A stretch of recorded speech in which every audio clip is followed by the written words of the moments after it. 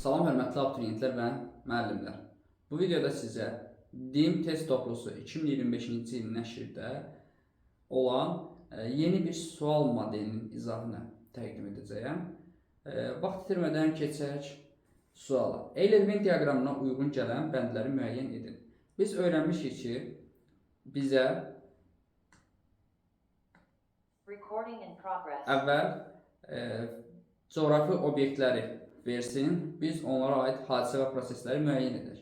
Burada isə hadisə və prosesləri Eyler-Venn diaqramına uyğun olaraq verir və biz hansı coğrafi obyektlərə uyğun gəldiyini müəyyən etməliyik.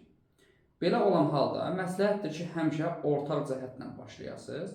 Yəni birinci, ikinci, üçüncüyə hər biri üçün buradan bir rəqəm seçməliyik və hər üçünə ortaq cəhət C bəndidir. Akkumulyativ mənşəli düzənlikdir. Deməli, bura yazacağım hər üç düzənlik akkumulyativ olmalıdır. Ona görə də biz Orta Sibir çıxırıq, Braziliya çıxırıq. Çünki bunlar denilyasiyon düzənliklərdir, akkumulyativ deyil. Kalahari adlı həm çökəklik mövcuddur, həm də yayla mövcuddur. Ona görə onu saxlayırıq. Çünki biz bilmirik ki, müəllif burada Kalahari çökəkliyini düşünüb, yoxsa Kalahari yaylasını düşünüb. Zəlzələ müasir dağım və gəlmə zonasında yerləşir A bəndi. Təbii ki, verilən variantlardan Padan ovalığı zəlzələ və dağım və gəlmə zonasında yerləşir. Geosinklinalda yerləşən ovalıqdır, İtaliyanın şimalında yerləşir. Sonra B-yə baxıram. B-yə yazılıb ki, buzlaq mənşəli relyef formaları geniş yayılmışdır.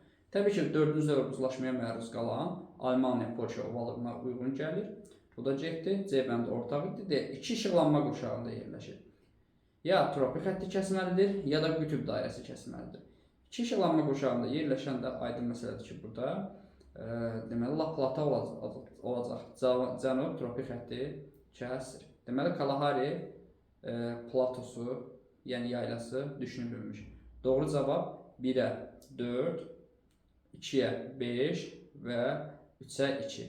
Yəni D bəndi sualımızın doğru bəndidir.